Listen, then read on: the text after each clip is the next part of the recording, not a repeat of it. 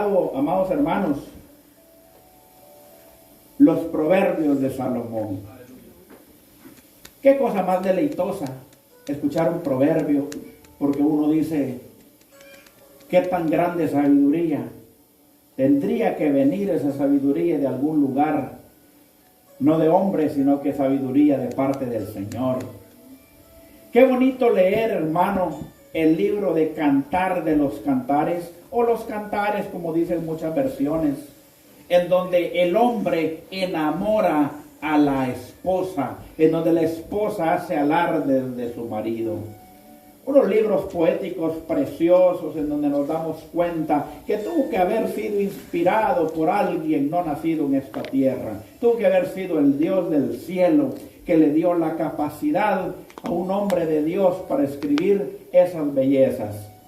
Cantar de los Cantares fue escrito por el hijo del rey David en los días de su primogenitura, los primeros días en su juventud. Él alababa la gloria del Señor escribiendo a puño y letra hacia la mujer. Cuando ya fue más grande, ya fue adulto, con la sabiduría del Señor, siendo el rey sobre los hijos de Israel, escribió también el libro de los Proverbios. Y es que qué consejos más tremendos. El consejo número 7 en Proverbios, el 5, el 4, consejos terribles en donde Dios le dice a Salomón, no te acerques ni a la puerta de la casa de la mujer extraña. Y Salomón da ese consejo de parte del Señor, un hombre entendido, un hombre que recibía la revelación del Señor, porque Dios le estaba hablando y advirtiendo. Como le dijo David, en los últimos días, en las últimas horas ya para morir, lo manda a llamar y le dice, me vas a suceder, vas a ser rey sobre Israel, pero una cosa te voy a decir, que el día que te apartes de Jehová, Jehová se apartará de ti. Se lo dijo David, porque David entendía lo que era ver las hormigas de cerca. David cayó de la gracia del Señor. David sabía lo que era ser un desertor de los hijos del Señor. David sabía lo que era ser un traidor. David sabía lo que era embarazar la mujer de uno de sus mejores soldados, Urías, el etita o el eteo. David sabía lo que era darle muerte a alguien que le había robado la mujer. Y cuando él pasa todo este proceso, le dice Salomón, no te apartes de Jehová, porque el día que te apartes de él, él también se apartará de ti. Y le dio sabiduría el Señor a Salomón más que a todos los terrenales. Tanto así que había una reina, la reina de Saba, que le mandó a regalar 666 ciclos de madera y de plata también. Le llevó monos de Tarsis, le llevaron regalos extraordinarios porque la gente le bastaba con estar un día de posada ante la presencia de Salomón para escuchar los dichos de Salomón. La reina de Saba le dice, era grande tu fama, muchos te afamaban, pero no es lo mismo lo que cuentan de ti que venir y conocerte, porque es verdaderamente grandiosa tu sabiduría.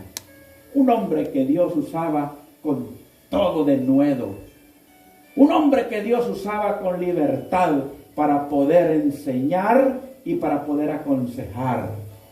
Pero en el camino empezó a envejecer. Empezó a envejecer y él escribe el libro de Eclesiastés y todos lo conocemos y dice, vanidad de vanidades, todo es vanidad. Y al final de Eclesiastés dice, este es el final y el todo de todo discurso. Como quien dice el nucleolo del asunto, el extracto del jugo. Y es, teme a Jehová. Teme a Jehová y no te apartes de él. Ese es el fin de todo discurso, dice Eclesiastés, porque él entendía de que apartados del Señor no somos nada. El problema es que Salomón envejece y cuanto más envejece al hombre, empieza a depender de su propia prudencia. Y el Señor dice, fíate de Jehová y no te apoyes en tu propia prudencia. Porque la propia prudencia es semejante al barco que va a la deriva sin brújula y sin timón. Va para donde se la lleva el viento y la marea y no se sabe si el punto de llegada será el que Dios tiene preparado.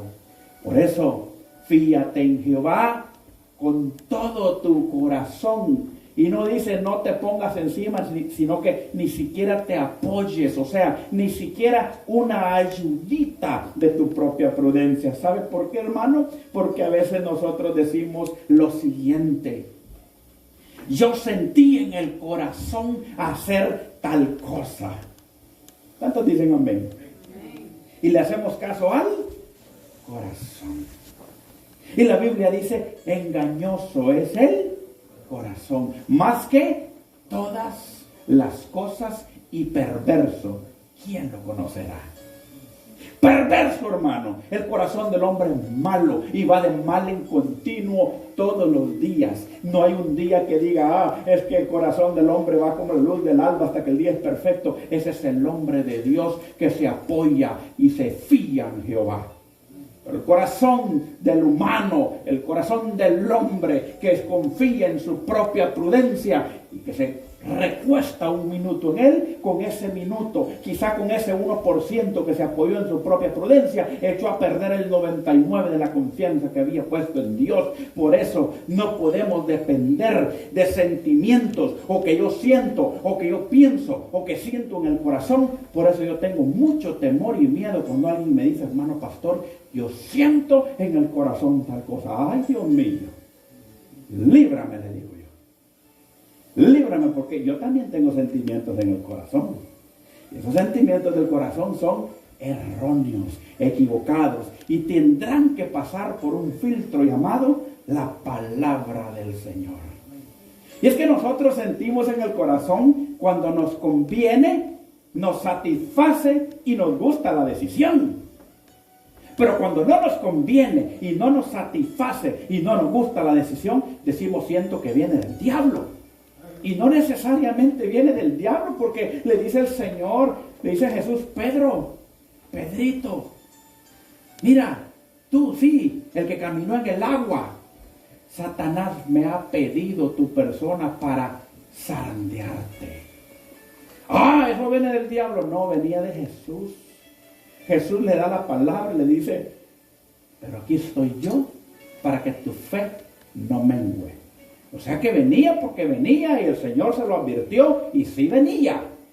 Y no porque no le gustaba a Pedro, no era un proceso que tenía que pasar, lo tenía que pasar. Pero si le dicen, Pedro, crees en tu corazón que ese asunto viene de Dios o viene del diablo, le hubiera dicho, no, hombre, en el corazón de Dios no está que me zarandee. Claro que sí. Claro que sí, porque en el filtro, en la criba o en la zaranda sale todo el gorgojo, lo malo, la piedra, las basuras, el lodo, la paja, y queda el grano puro. En la zaranda va a caer al costal del trigo o del frijol o de lo que sea. Y es necesario que muchas veces el Señor nos pase por el proceso para que nosotros entendamos quiénes somos en Cristo Jesús. Para el que no lo sabe, yo una vez pasando un proceso de parte del Señor, dije, voy a llevar a Dios a una encrucijada en donde Dios no sepa qué responderme y me saque de este asunto. Porque era una prueba, hermano, que se alargó como quien le da hilo a un cometa o a un barrilete. Eso no tenía fin. Yo decía, Dios mío, ya le clamé, ya le lloré, ya hice de todo, pero vamos a hablar con Él. Y se me vino una idea, hermano. Y vengo a la presencia del Señor y le digo, mira, papito lindo, y yo le amo y todo. Y hablé con el Señor. Y le dije, si en tu omnisciencia conoces el punto de quiebre de mi persona, ¿cuál es el chiste? ¿Cuál es el chiste si sabes que me voy a quebrar a las 201 libras con 3 onzas de prueba, por decir así. ¿Cuál es el chiste de esto? Ya sabes mi punto de quiebre. ¿Para qué me haces pasar un proceso doloroso, vergonzoso, feo? Un proceso incómodo. No tiene sentido si ya sabes el punto de quiebre de mi fe, el punto de quiebre de mi persona. Yo dije, esta respuesta no la sabe el Señor. Y el Señor, que todo lo ve, que todo lo sabe, que todo lo conoce y que sabe el intento del pensamiento del hombre, responde a mi vida y me dice, yo conozco el punto de quiebre de tu vida, pero tú no lo conoces. Y necesito que lo conozcas para que veas quién eres en mí. Yo me quebré, hermano. Lloré y dije, cierto, no sé hasta dónde soy capaz de aguantar y vamos a ver qué es lo que Dios ha puesto aquí y de qué material estamos hechos para entender que cuando venga la segunda y la tercera prueba, sí lo vamos a poder pasar. Y alabo al Señor por eso, porque Dios responde. El asunto y el peligro viene aquí, amado hermano. Cuando nosotros venimos en una campaña evangelística, en un culto, X o Y reunión, una célula o como se llame, y levantamos la mano por primera vez. ¿Quién se recuerda cuando aceptó a Cristo por primera vez? Levanta la mano. Amén. Y uno dice, amén. Y lo hacen repetir la oración de fe, ¿verdad? Qué lindo, ¿verdad? Señor Jesús, me arrepiento de mis pecados, inscribe mi nombre en el libro de la vida. Qué lindo. Y uno es nuevecito. Y todos preguntados, hermano, ¿cómo se ora? Hermano, ¿cómo se ayuna? Hermano, ¿cómo se habla con Dios? Hermano, y somos bebés espirituales y empezamos a gatear y a dar los primeros pasos. Y el Señor nos ayuda y nos enseña a caminar y nos da, dice la palabra del Señor, la leche de los nuevitos, ¿verdad? Nos tienen pañales.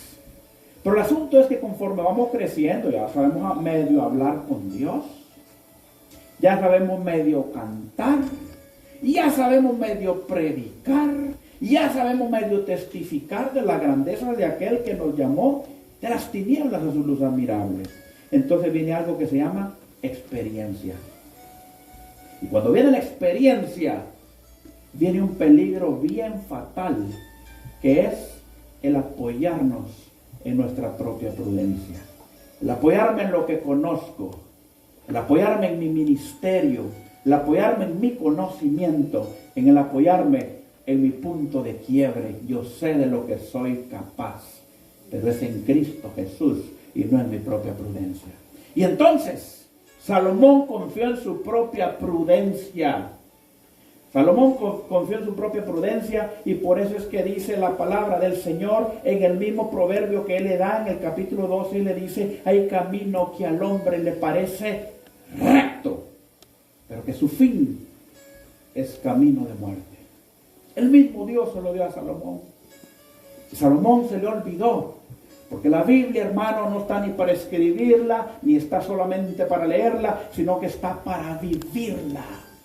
Cuando nosotros la vivimos día con día y nos consideramos nuevos en el Señor, vamos a vivir con el miedo. Y anoche Dios nos hablaba, es necesario temer a Jehová, es necesario temer a no fallarle, temer a fallarle, es necesario tener el miedo a quedarle mal. Pero no es lo mismo temerle al Señor que al mismo tiempo odiar al pecado. Porque hay quien dice yo temo al Señor, pero están en reuniones de tragos, están en reuniones de vicios, están en reuniones de malas palabras, están en reuniones que no edifican. El apóstol Pablo decía que lo que no edifica, pues a la letrina. Entonces, si amamos al Señor y tememos al Señor, tendríamos que odiar al pecado. Pero si nos gusta entretenernos en el pecado, significa que ese amor está como que en tela de juicio. Significa que ese amor no es genuino, original, auténtico, sino que tenemos una devoción, una inclinación al Evangelio. Porque si todavía nos gusta estar en reuniones en las cuales no se glorifica el nombre del Señor, no se odia el pecado. Yo estoy en medio de los tragos, pero no tomo. Yo estoy en medio de la barra, pero no tengo mujeres. La Biblia dice, no veas el vino cuando rojea en la copa. Ni siquiera ver el vino. ¿Por qué? Porque los ojos son la lámpara de todo el cuerpo. Y si tu ojo es bueno, todo tu cuerpo es bueno, dice el Señor. Salomón empezó por el ojo y dice, y vio a las hijas de los heteos, de los cananeos, de los heveos.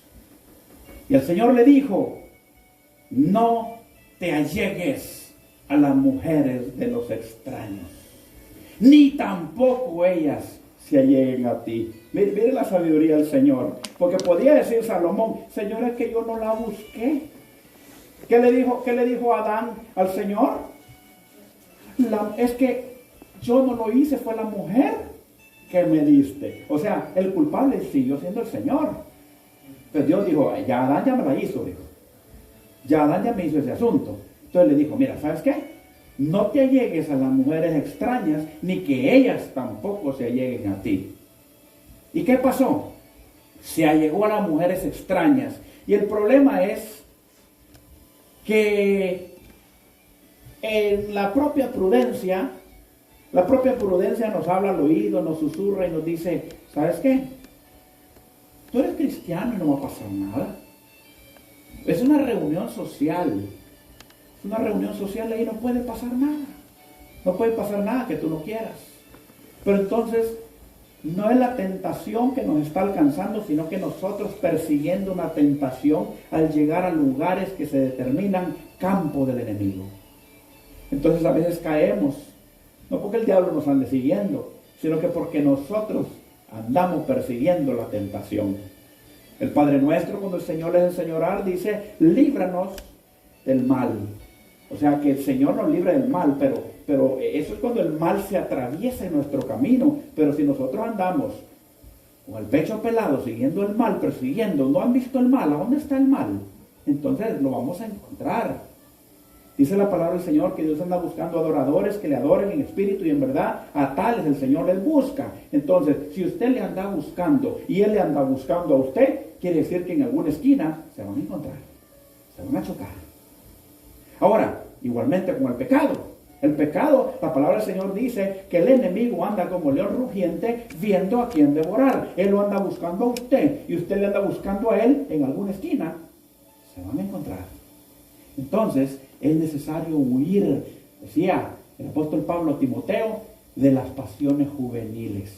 Ah, no, hermano, yo ya pasé de los 20.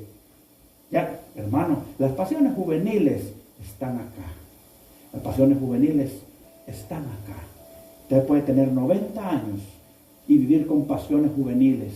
El profeta Elías, el hombre que le quitaba la cabeza a los falsos profetas de Acera y de Baal, dice que tenía las mismas pasiones en su concupiscencia que tenemos nosotros.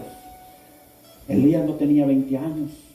Elías era un viejo a punto de ser desertado por el cansancio.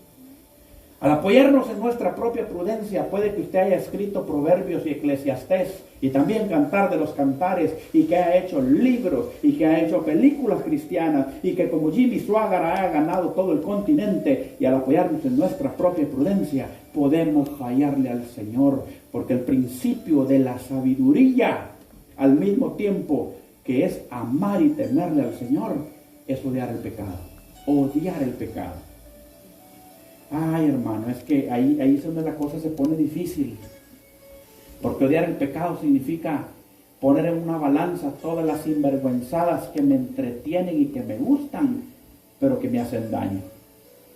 Poner en una balanza todo aquello que me está entreteniendo y que me tiene tibio, que no me deja calentarme en el Señor. Y esto fue lo que hizo que Salomón dijera, no, yo le temo a Dios. Véngase para acá. 700 reinas, vengan otras 300 para acá. Pero sabe una cosa, se ganaron el corazón de él y le dijeron, ¿sabes qué? Hay una necesidad. ¿Cuál es la necesidad? Necesitamos construir un templo. Lea la Biblia. Necesitamos, ¿y qué pasó? ¿A dónde? Pues un templo a Moloch. Moloch no tiene templo, hay que hacerle templo. Moloch, el Moloch de hoy en día, ¿quién sabe quién es Moloch? Es el aborto. Entonces Moloch era una estatua de bronce con los brazos así, y le metían fuego por abajo y se calentaba, y cuando estaba en cierta temperatura, le ponían los bebés en los brazos y los achicharraba. Ese era el dios Moloch. Le dedicaban niños a Moloch. Entonces, el gran Salomón, el hombre de sabiduría, construyó templo con dinero de Jehová para Moloch, para Quemos y para Astarot. Ahora, la Biblia habla de los reyes y a cada uno le da una determinación, como quien dice, pasa o no pasa, gana o pierde. Porque dice, y fulano, hijo de Perengano, gobernó Israel e hizo lo bueno ante los ojos de Jehová. Y murió a los tantos años y le sucede fulano y perengano, ¿verdad? Ahora, en cuanto a Salomón, yo no sé si usted puso atención, y dice, y Salomón hizo lo malo delante de los ojos de Jehová. Qué triste, qué triste. El hijo del gran David, el hombre de sabiduría, el hombre de inteligencia, el hombre de unción, no se apoya en su propia prudencia, porque el apoyarse en su propia prudencia implica que es candidato para caer de la gracia del Señor. Involucre al Señor en todos sus caminos y Él, dice, afirmará sus pensamientos. Cuando estamos turbios de pensamientos, esto implica que no hemos integrado la presencia del Señor en todos nuestros caminos. Cuando ponemos a Dios en nuestro pensamiento, yo pensaba que era al revés. Señor, te encomiendo mis pensamientos para que firmen mis caminos. No. Sino que encomendarle a Jehová mis caminos y Él afirmará mis pensamientos. O sea que por eso hay gente con pensamientos turbados, gente con pensamientos equívocos, gente que no sabe qué es lo que tiene que hacer, simple y sencillamente porque a veces confiamos en nuestra propia prudencia. Salomón empezó bien y terminó mal. Salomón empezó dándole la gloria a Dios, porque cuando Salomón fue erigido por rey, dijo, yo no quiero tomar el puesto, traigan bueyes, y sacrificaron bueyes la primera semana, y le dijeron, ya puede ser rey. No, yo quiero seguir adorando, yo quiero seguir dándole gloria al Señor, otra semana de gloria para el Señor. Ya Salomón, no, vamos otra semana, lea el libro de los Reyes, y vuelven a quemar incienso y holocausto delante de la presencia del Señor, porque este hombre tenía en su corazón el servirle. Y es que no basta el tener la gana de servirle, no basta el tener la intención o la vocación por servirle, sino que tenemos que tener oiga esto, sin ninguna emoción, cuidado con las emociones, el entendimiento de lo que tenemos que hacer. Es que hay gente que por emoción quiere mover el barco de su vida. Por emoción, es que lo sentí bonito, hermano. Si bonito también sintió Jonás cuando iba rumbo al lugar equívoco. Bonito sentimos a veces cuando vamos al revés. Hermano, yo sentí bonito cuando iba en el avión para Guatemala, cuando me alejé de la casa del Señor, porque me confié, me fié en mi propia prudencia. Y uno dice, allá vamos a abrir obras, allá vamos a hacer la gloria del Señor, pero Dios abre la puerta y Dios cierra la puerta. Y cuando el hombre y la mujer están en obediencia, Dios abre la puerta en medio de la oscuridad, en medio de la nada, en medio de lo que no hay. Dios abre la puerta y no hay quien la cierre. Pero cuando Dios cierra la puerta, hermano, usted puede tener la capacidad, usted puede tener la destreza, usted puede tener el don, usted puede tener la gracia, pero con una puerta cerrada. Dice la palabra del Señor que cuando Dios cerró el arca, la mano de Dios la laqueó, la cerró y nadie la pudo abrir. Por eso es necesario encomendarle al Señor este año nuestros pensamientos y caminos, avalados y filtrados por la palabra del Señor, y digámosle, Señor, ¿nos conviene hacer esto? Porque si le conviene a Dios, le conviene a usted. Si le conviene a usted, le conviene a Dios, porque Dios ama. los caminos rectos de nosotros, porque dice, he aquí que yo tengo pensamientos acerca de vosotros, que son de bien y no de mal. O sea que si a nosotros nos va mal, significa que el Señor se duele, porque Él no es un Dios malo, que se alegra de la corrección o del fracaso de sus hijos, más bien Él también se entristece. Y si no, lea lo que dice la palabra, no contristéis en vosotros el Espíritu. Y le dice Pablo a Timoteo, mira, aviva el don, aviva el fuego, aviva la llama que hay dentro de ti. O sea que el empezar bien no es suficiente. El empezar un 1 de enero yendo a la iglesia no es suficiente. Todo el mundo empieza en enero en todos los gimnasios, ¿ya se dieron cuenta? Y están y levantando pesas y haciendo el otro. Ya por ahí por el 20 de enero como que se les fue el gozo a los zapatos, ¿verdad? Y dicen, Señor, reprenda todo espíritu de pesa, dice, y no se pesan, que le tienen miedo, pues. Señor, reprenda todo espíritu de gimnasio, y ya no queremos ir. ¿Por qué? Porque empezamos con emoción. Y la emoción es un asunto pasajero, porque somos seres llenos de emociones. Sentimos frío, calor, tristeza, alegría, sentimos saciedad, sentimos hambre, seres llenos de necesidades. Y cuando la emoción va en contra de lo que nosotros planificamos, y si su planificación fue por medio de la emoción, pues la misma emoción le va a mover. Como le decía yo al hermano, varón, si usted dejó de tomar por una mujer también puede empezar a tomar. Si nosotros vamos a cambiar por el amor que le tenemos al Señor y tratar de acercarnos a Él por lo que Él es, por lo que Él hizo en nosotros, ¿verdad? Salomón cometió un grave error. El error de... Yo no le voy a decir, hermano, Salomón está en el infierno. No. Yo no vine a eso. Porque pueda que Eclesiastés haya sido escrito después de que él falló. Oye, tenga cuidado con eso. No vaya a pensar que el pastor dice, Salomón está en el infierno. No. Espero haya sido así, que Eclesiastés haya sido escrito en su vejez después de que él falló. Pero si el asunto fue al revés, la Biblia dice que a los adúlteros, a los fornicarios los juzgará Dios. No es usted ni yo para decir, miren, aquel se fue para allá, aquel para allá. No. El Señor sabe qué es lo que va a hacer con cada uno. Entonces, en este 2023, pongamos en las manos del Señor hasta los detalles chiquititos, hermano. Los detalles pequeñitos, chiquitos. Un detalle tan pequeño puede desencadenar algo gigante, algo catastrófico. Un detalle tan pequeño puede desencadenar algo de lo cual después digamos, ¿y por qué no lo hice antes? ¿Y por qué no le encomendé al Señor? Entonces el consejo de esta tarde es, el más listo no significa que sea el más sabio. Sabiduría es una cosa, inteligencia es otra, porque yo dudo mucho que alguien sin inteligencia pueda entrar a Harvard, o que alguien sin inteligencia pueda ser médico, pueda estar en la NASA, alguien sin inteligencia puede alcanzar dones matemáticos. Pero la sabiduría es algo muy diferente. La sabiduría es algo que lo da el Señor, y el principio de la sabiduría es el temor de Jehová. Y si usted conoce gente inteligente pero ni creen en Dios, eso se llama inteligencia.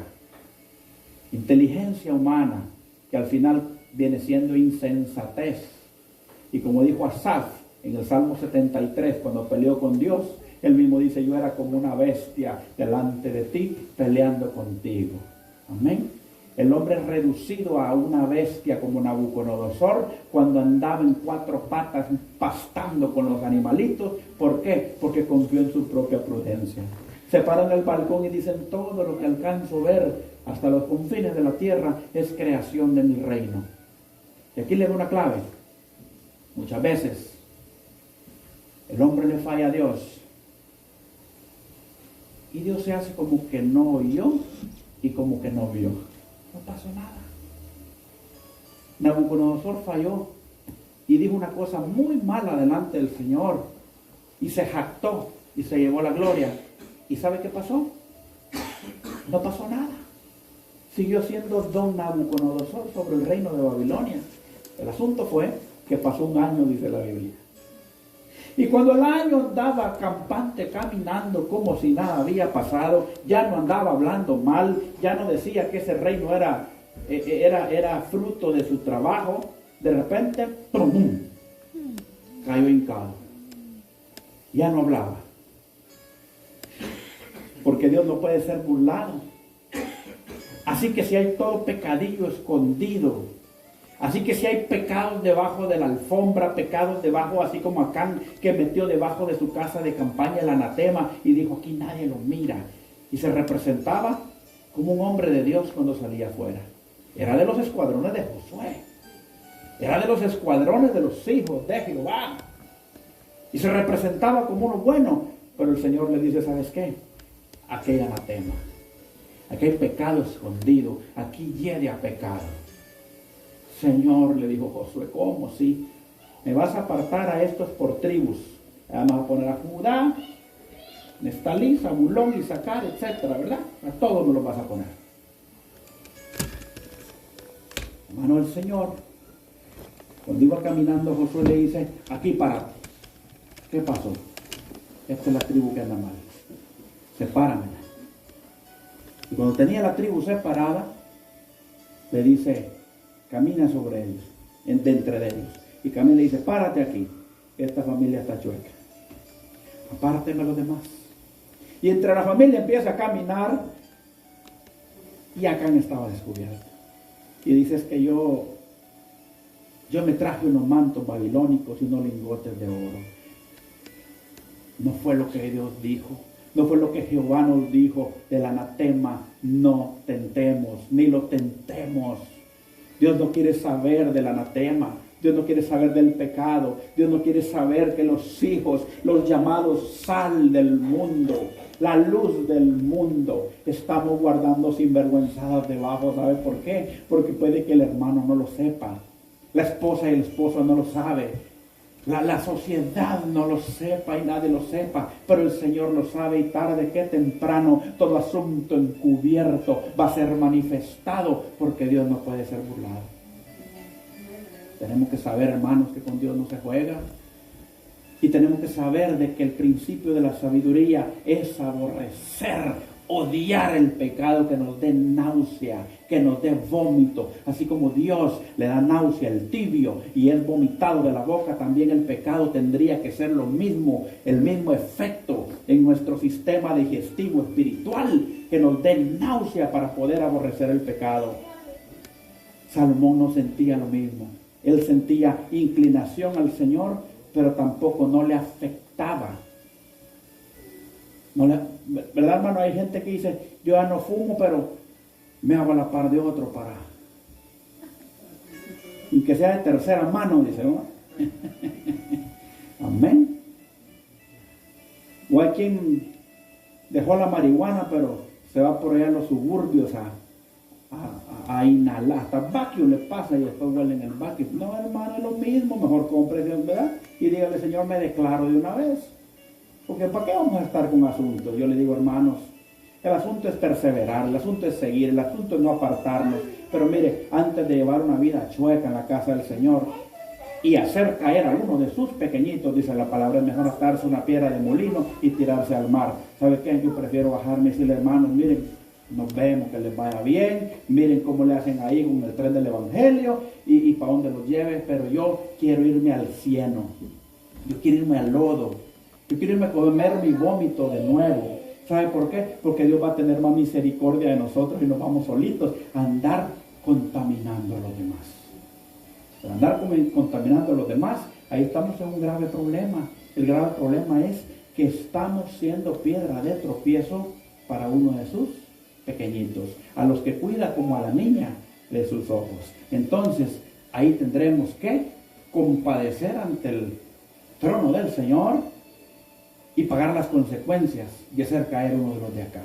Entonces el Señor nos dice, no nos apoyemos en nuestra propia prudencia, sino que confiemos en el Señor de todo corazón en todos nuestros caminos.